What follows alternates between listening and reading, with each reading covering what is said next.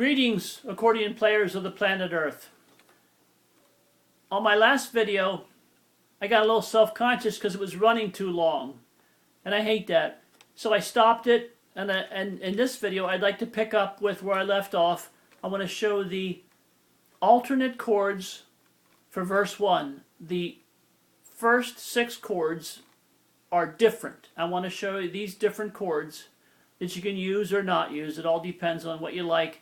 These are heavier, they're more dissonant, they're a little bit gnarly, but they make a nice sweet sound if you can get used to it.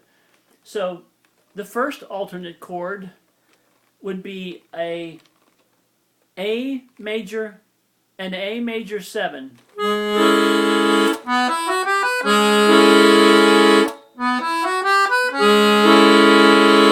See, that sounds a little weird, but it's real sweet if you know how to play well with your right hand, which I don't, but most accordion players could figure out how to make that sound really sweet. So it's A major 7, then an A diminished with an F sharp counterbass. That's an F sharp counterbass with an A diminished button. Then the next chord would be an E minor 11, which is an E bass with a D major button and a G major button all together. Then an A dominant 9 or an A9, which would be the A bass, A7 button with the E minor button thrown in also. That makes it a little bit sweeter. Then the next chord would be an A minor 11, which is an A bass with the G major button and the C major button. I really like these minor 11s. They're really sweet. They're really nice. Then the next one would be a D9, which is basically a D7, regular D7, but you add the A minor button. Add it. And you end up back with the G major 9, which I showed you in the other video, and the C major 9, which I showed you in the other video. Now let me try to play those chords with the melody and see how it sounds different than it did with the regular chords in the previous video.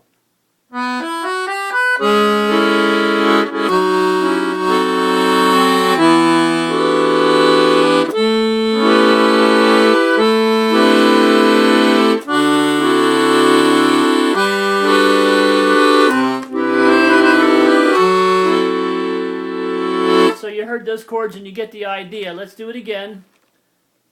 See if you like it. Oh, let me get a heavier sound here, a little heavier bass.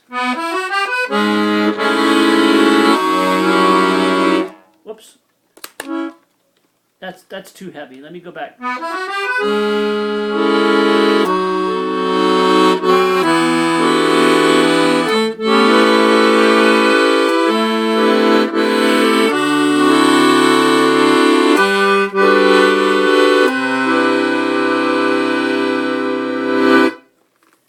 Now, if you practice that, it can be very sweet and very nice. That's the alternate set. You don't have to use them, but it's very sweet, and you can make it really nice. If you're an accordion player who knows how to do the right hand and how to harmonize well, that's a beautiful thing. But I don't get too crazy with the right hand for me personally. This hand for me, I don't talk about it much because this is my doodle hand. It likes to doodle. It likes to run around and play on its own. It has a mind of its own, actually. Sometimes it gets out of control. For example, over here, when I showed you the chord, the G major 9, which is a G bass, and the G major button, and the D major button, okay? That's a nice, pretty, sweet sound. Then I slide down to the C major 9. And those are 2 chords that are in the song that I showed you in the previous video. Da, da, da, And you can do that all day long.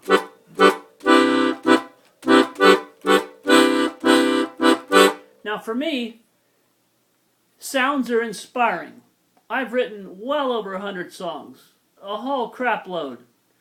On my, you'll see, you might not like them, they're a little weird, but on my YouTube channel, Scalephrase, you'll see that I have a whole bunch of songs, and I only posted a few because nobody listens to them. But the thing is, sounds inspire me. So, those are two chords that I showed you in the previous video, right?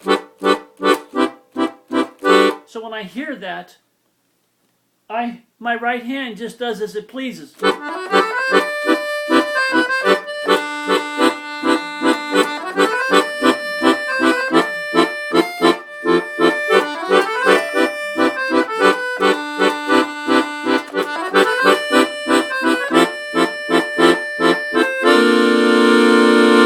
Now you see what I did was, I did the G major 9, and any beginner, any dummy can do this. This is no big thing. And I slid down, same position, slid down to the C major 9. And then I slid down to the F major 9. Then the B flat major 9. You don't even have to know how to play the accordion to do that. You see, these are simple things.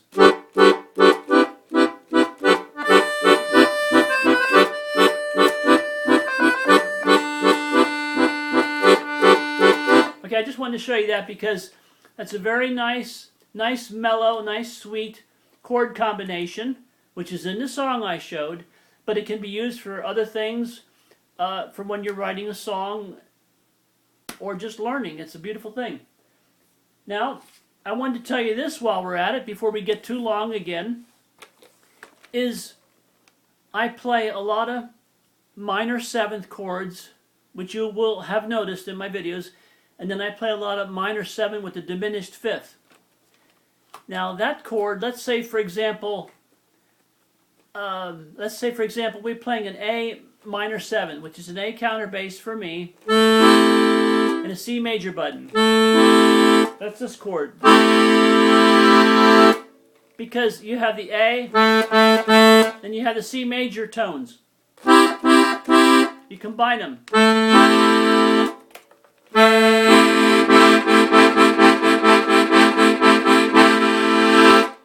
Now, what I do, if you watch the videos closely and carefully, you'll see that when I play the A, or any minor 7th actually, to make the minor 7 with the diminished 5th, all I do is slide that finger down to the minor button. Instead of the major, the minor.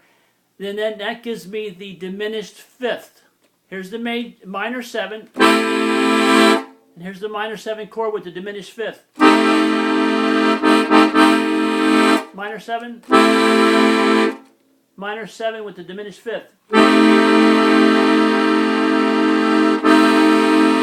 It's a beautiful thing how in the accordion you can go from the minor 7 to the minor 7 with the diminished 5th. It's such a sweet transition that I use it all the time, and I love it. When I wrote my book, and like I said in video number 1, I'm not promoting my book. I'm just saying, when I wrote it, I clearly explained how I don't use the phrase flat 5. You'll hear professionals saying A minor 7 flat 5, or all these different flat 5 chords. There is no such, well, there is such a thing, but it's only in certain keys. So I don't use that phrase. I use the phrase diminished 5th or diminished 5 because it's far more accurate, and I think it's better to teach students that language. Anyway, so I wanted to throw that in too for future reference in case you see me talking about minor 7s with diminished 5s or diminished 5ths. And I think that's it. Oh my goodness, I'm going to make a video under 10 minutes. It's a miracle. So I'll wrap this one up, and I might come back in the near future with a video of one of my own songs showing how I use the thumb and the pinky with one of my own songs so you can get more familiar with it. That's pretty much the heart of the matter. These first 2 videos plus 3A and 3B. It gives you a lot of what you need to know and how to get started with this. And eventually, actually, if maybe you've done it already, maybe you're taking off on your own and you're using your thumb and your pinky and you're already doing it and you're thinking, oh, this is not difficult. I don't need somebody telling me how to do it because I got it. So if you got it, good. That's wonderful. If not, I'll make a few more videos and try to impress the concept and try to make the point very, very clearly, and then you'll be off on your own. So that's it. Maybe we'll see and maybe we won't. I hope we do. Goodbye.